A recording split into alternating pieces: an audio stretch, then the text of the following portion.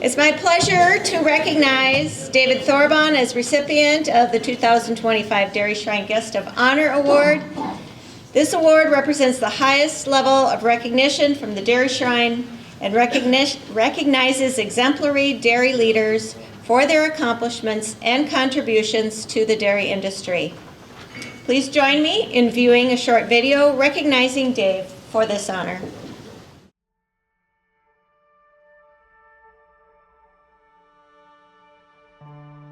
Yes, the Dairy Shrine, one of its major roles is to record and preserve the history of the dairy industry.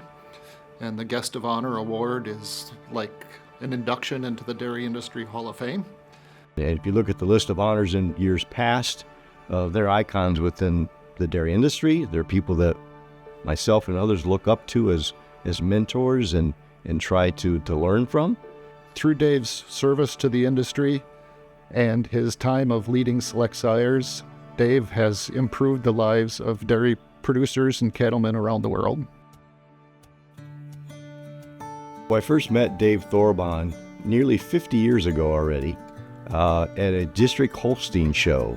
We're both just farm kids raised on a German family that had a lot of responsibility at the home farm, helping our fathers succeed if we could. And we just had a lot in common. And that commonality was that crazy four-legged cow that we both love. David has always had a passion for the dairy cow. Growing up, he always wanted to be out where the cows were at. Dave and I grew up in north central part of Ohio, a little town of Vickery, not very far from Lake Erie. Our family consisted of my parents and four boys, and we all were very active on the farm. Our herd was very commercial, and we did not have a lot of good show cattle, so when we did have one, we had to treat them properly, feed them properly, so that we could, take them to a bigger show, or at least do well at the local shows. So we had to learn how to do that pretty much on our own, or ask a lot of people. And Dave was good about asking people how you do things, so that's how he learned, and that's how we all learned to put things together. He was always very motivated. He always had that drive, I want to do better. And I think that's continued on through the years that he worked at Select and his early years at his other jobs. Dave's interest in serving producers, I believe, comes from his background of growing up on a dairy farm. When you hear him talk about his dad and brother's efforts in running the farm, you can feel the passion for the dairy producers and dairy industry coming out. And I think that passion drives a lot of his decision-making. Dave's leadership style starts with passion. He is passionate about everything. Dave has a sincere passion for the dairy industry, the passion for the dairy cow. He loves that cow, and especially a passion for the people who take care of her, the dairymen. He loves those people, and he's very focused on making sure that they can make a good living with that dairy animal in their industry. Anytime you have a leader that has that kind of internal fire and exudes it and shows it, it's much, much easier to follow that leadership down the path, wherever the path may lead you. Dave has guided select sires through an immense amount of change during his career, from the implementation of genomic evaluations to the introduction of sex semen, and now the process of using more beef on dairy. The unique thing that Dave brought to the table was he thrives on change, loves it, excels in it, and helps others get through it. Dave was hired to lead select sires, but he's contributed countless hours of service to the industry as well. He served several years on the NAAB Board of Directors and as chairman of that board, and during that time was when the industry was implementing genomic evaluations. So Dave was very instrumental in organizing a group called the Dairy Data Working Group. That was a task force to put some creative thought into how we can take advantage of this new technology but still maintain the value and incentives for production records going into the national evaluations. Dave was instrumental in initiating the effort organizing the right mix of people to do some creative thinking about the process, and eventually led to the forming of the Council on Dairy Cattle Breeding, which took over the responsibilities of running the national evaluations for the industry. The North American Intercollegiate Dairy Challenge is another example of Dave's service to the industry. It's an activity that is a competition for undergraduate students at universities to get them onto dairy farms, do some analysis of dairy farm operations, and provide some management recommendations. This has grown into a key part of many animal science and dairy science programs throughout North America.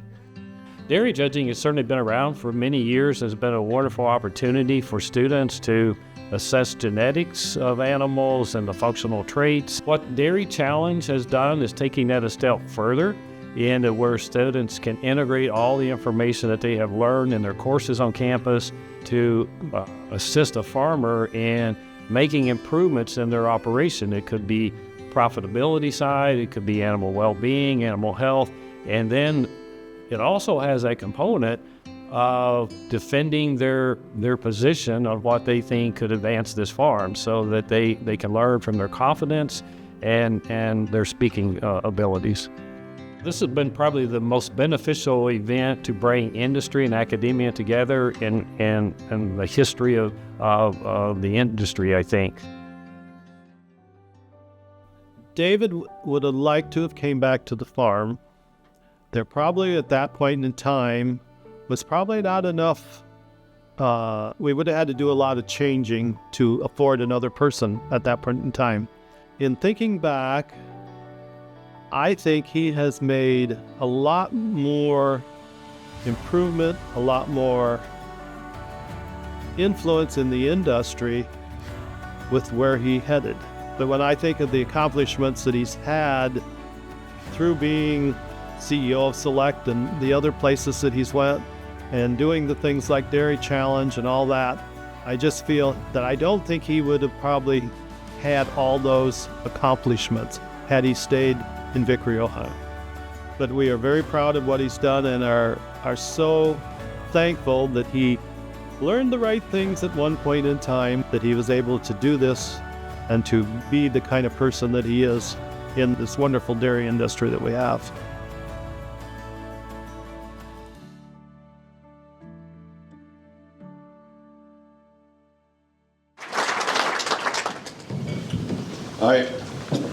I have to start by just saying I am truly blessed, and thank you so much. That means way more to me than you'll ever know. Mike said I have about 30 minutes for some comments, and I wrote these down so that I wouldn't, go over that 30 minutes, but I can assure you it won't take that long, because my friend and mentor Morris Ewing, for the Jersey family and the ABS family here, Morris used to be my mentor, my friend, and he would be instruct me to be thankful and be seated. But before we start, I want everybody to stand up. Everybody stand up. You've been sitting all night? Now let's give all of our previous award winners a round of applause. And I also won a bottle of Weller from Dan Seamers, who said he wouldn't get a standing ovation. So thank you very much.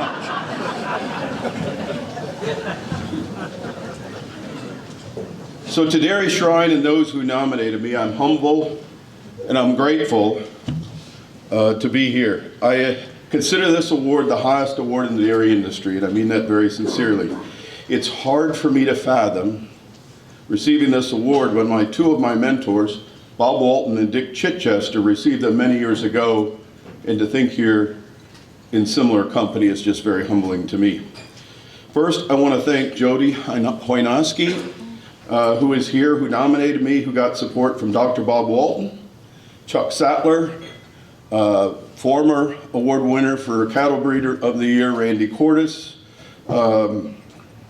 and all who helped for me to be here. I want to thank you.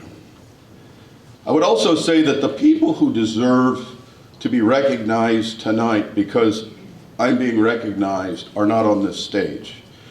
And I'd like to recognize those. And I'm going to start first by introducing the table from which I'm sitting. First, my wife, Nancy, who My mission was to save the world from ugly cows. And while I was off saving the world from ugly cows, and Nancy, if you would stand, she was home raising my two wonderful daughters, and I'm very proud of them, and I appreciate all that she did.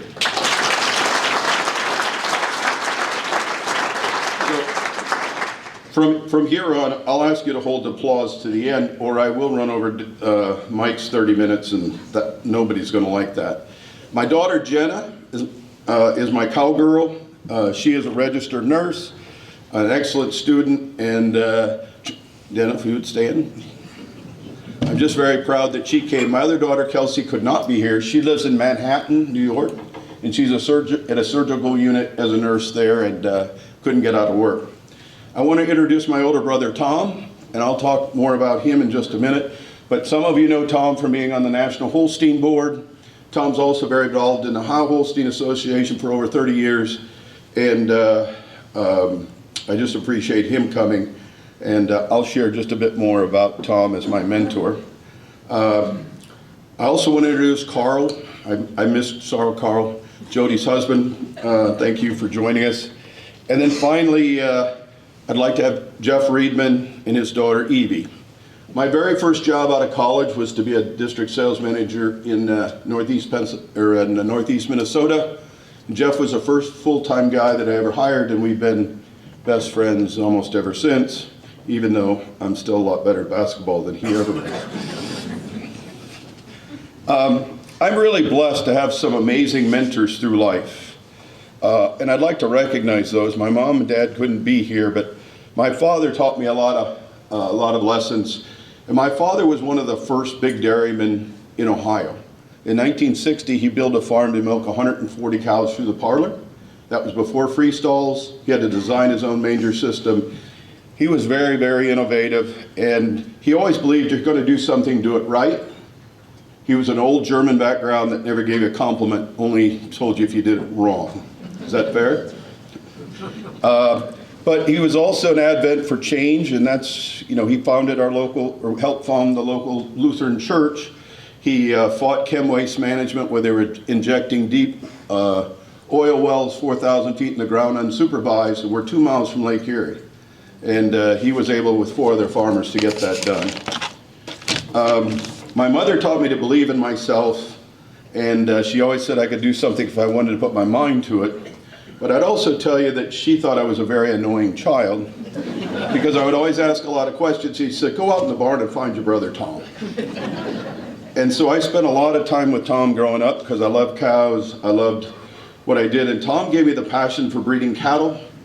He had a better knowledge of pedigrees because he's older than me, but he taught me more about caring for cattle than anyone else, and I'm sure I drove him crazy. But my mom always used to tell us a story when he went to college. I was about 4 or 5, that I cried for a week after he went to college. I had some great industry mentors, and you'll understand maybe how I got here, because with mentors like Morris Ewing. Morris was the former senior sirehouse at ABS, famous in the Jersey breed, but a person that is just loved by all. Also Dr. Bob Walton. Dr. Bob couldn't be here. He is confined to a wheelchair, and he was a former CEO or general manager of ABS. And Dick Chichester, who I roomed with, he was my predecessor, and I roomed with him for 20 years at World Dairy Expo. And he would hold court every night while I'd come in and complain about something, and we would go over, and when you got mentors like that, how can you not be successful? But I did want to tell you a little bit about how I got started in this industry. So when I was about 12 years old, I argued with my mom and dad until they got really fed up with me. I wanted to take a calf to the state fair, and so they took me to the state fair, dropped me off with this little bootmaker calf, and they'll come back and see in 5 days. And I got lucky enough to tie next to Tom and Karen Lang. And Tom and Karen had a big string. Chris, Chris was not old enough at the time, and Tom was really working hard, so I offered my services because my one calf took no time at all to take care of. And so Karen fed me and I worked. So I was able to keep the $50 my dad gave me for the entire week. And then Dad said, you're out of money. So I put the next $50 back in my pocket, and I always, but you know, not being able to go home to the farm, I feel like this entire room adopted me. And to Tom and Karen, and we'll come back to how they fit into my life later, but anyway, when I realized I couldn't go home and farm, I had skipped school to go hear Morris Ewing speak and said, if I don't farm, I want to do that. And I got to do that, and I got mentored by one of the great people. Other mentors that I have, Tom Oberhaus was my first boss as an intern. He's here tonight. He was the sire analyst for NOBA, which is the Northern Ohio Breeders Association. And I had an amazing summer, and one of the cool things is Julie D. Laverne and I pictured a cow against the Mansfield, in the Mansfield State Penitentiary, which is where Shawshank Redemption was filmed. And we got an electric daughter right against that prison. So that's one of my favorite movies anyway. Dick Smith and Paul Miller gave me the opportunity to chase my dream. Right before I wanted to go to grad school and get my master's in genetics, they hired me to be a sire analyst, and I really enjoyed working with them. They taught me a lot. And the thing I loved about Paul, one of my favorite people I worked for, is I never could understand George when he was talking at ADSA or when he was talking at the sire committee meetings. So I just go back and ask Paul to please interpret for me, and he could do it so eloquently. But I wouldn't be here tonight if it wasn't for the people and the teams that I got to work with, and I'd like to recognize those. After I was a sire analyst, I got moved to Madison, became the manager of sire selection, and we assembled a group of people, and they're all here tonight: Tim Abbott, Scott Bentley, Susie Martin, and Brian Garrison. And you guys know these people, right? They're kind of wild, right? They were the toughest people to manage because you're just trying to stay on the cart, but I had more fun with those guys. Actually, Susie was probably the hardest of the four to manage. What a great group. From then I did my MBA at UW-Madison, and they still don't claim I'm a Badger, but I still root for them, even if Fickle isn't very good. So in 1999, I was called by a couple people, friends of Select Sires, to come interview. I was 36 years old, 30 people in the room, and I thought I would know a lot more than I did. So when they were going around after I had left and all the other people left, a lot of people from Select didn't really know me. But Tom Lang was in the room. So I'm sure he said, well, at 12 years old, he could work like hell. So I was so lucky to get that job. I worked with some of the most accomplished breeders, like Tom Lang, Randy Cordes, Ken Gasper from Michigan at Lumax Farms, but there was also so many other great leaders that I got to work with, and it was such an honor. And I would just ask that all of the present and past board of directors of Select Sires, if you please stand. The slower you stand, the longer I'm going to be here.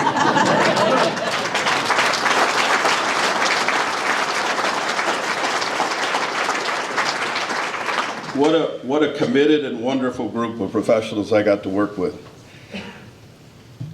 I also wouldn't be up here if it wasn't for all of the amazing and talented people I got to work with at Select Sires. And I may, everybody asks me all the time, how could you grow like you did and how you do all these things? It's really simple. You hire people, Joe Lineweaver said earlier, smarter than yourself. And that's all I did, was hire a lot of people that are a lot smarter than me, that are very passionate like I am about the industry, and passion solves an awful lot of ills. And their professionalism, their hard work, and their commitment has been amazing. And it's just allowed us to drive and serve producers, because what Tom said is the way I feel, that I always wanted to farm with my brothers, and when I couldn't, I always saw my brothers and my family in each of you. So if the Select Sires family would all please stand, I'd like you to recognize them, because they're all employees of Select Sires and Worldwide Sires. If you'd please stand.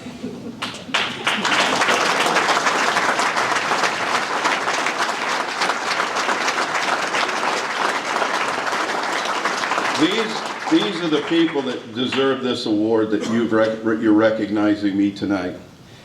I've been involved in a lot of things, you know, from working with Holstein to try to open the herd book, to bring in the European herd books, and I know some people say, why would you do that? Well, in World War II, we bombed out all the herd books. That's why they don't have records that go back farther. It's not that they're not well-bred cattle. But when I was doing my MBA, we did case studies every week or every other week. And it's where you analyzed the business and then you went back and presented the class, and you'd be put in teams, and there'd be about 8 teams at UW-Madison Granger School of Business, all competing to see who's going to do the best. And I said, we need that in the dairy industry. And I don't know if Linda Hodor's here, but so I was telling her after I graduated, got the job at Select, I told Linda, she says, when do we get started? And then Dave Sellner joined us, and we had some amazing people, but it's grown into where we raise in volunteer money, or donated money from the industry, $600,000 a year. We train about 550 to 600 students every year, and they go out and do live case studies in 6 different contests. And so Molly Kelly is now the executive director, and it's been one of the coolest things I've been involved with. It grew from Michigan State. We had 14 teams to now we have I think over about 40 schools participating. It's developed capstone courses at many new institutions, and I'm just so proud of that. So proud that Molly could be here to celebrate this tonight. And if there's ever a group that's worthy of your supporting, there's a volunteer donations. The Dairy Challenge is wonderful. So ladies and gentlemen, my heart is full tonight. I feel all those people that stood up and all the ones I talked about are the reason that I'm here. But I've been so blessed with from my nominators, my family, my mentors, my teammates, and all of the people I've ever had to work with. I thank you for adopting me, and I thank you for this wonderful honor. So thank you very, very much.